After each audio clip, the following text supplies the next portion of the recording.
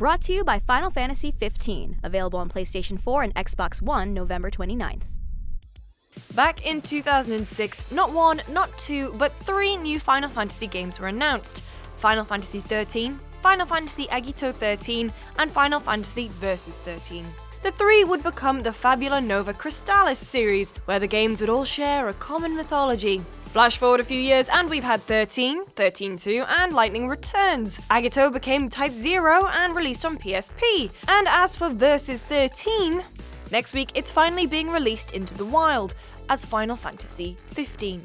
A lot can change in 10 years, so this week on In 2 Minutes, brought to you by Final Fantasy 15, here's exactly how the game evolved from Versus 13 to 15.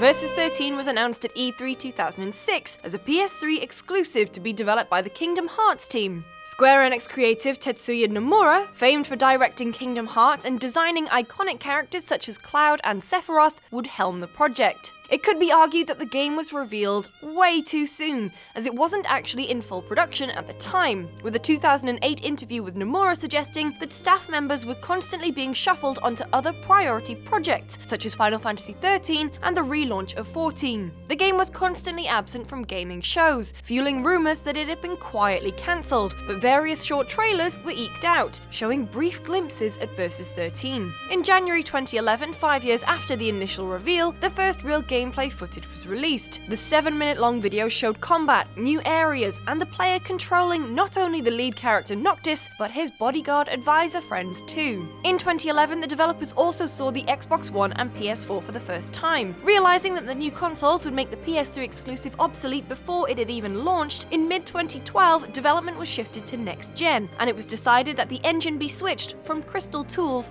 to Luminous Studio. In December 2012, Type 0 director Hajime Tabata was brought on board to co-direct, and a year later took over from Nomura completely. The Type 0 team was added to the Versus 13 team, and it was full steam ahead. Tabata-san estimated that Versus 13 was around 25% complete by the time he took over. It's worth noting that in the time that Nomura was in charge, he also worked on almost 18 other games in various roles, including pre-production on Kingdom Hearts 3. Tabata-san's first job was to determine what would survive the transition between directors. The ability to switch characters in combat was scrapped, as was the character Stella, who'd previously been seen in a few trailers, and was pitched as the game's heroine. The original intro that involved an invasion by neighbouring Kingdom Niflheim was reworked into the Kingsglaive movie. Then in June 2013 at E3, after years of cancellation rumours, Square Enix finally confirmed that Versus 13 was dead, but would live on as Final Fantasy 15.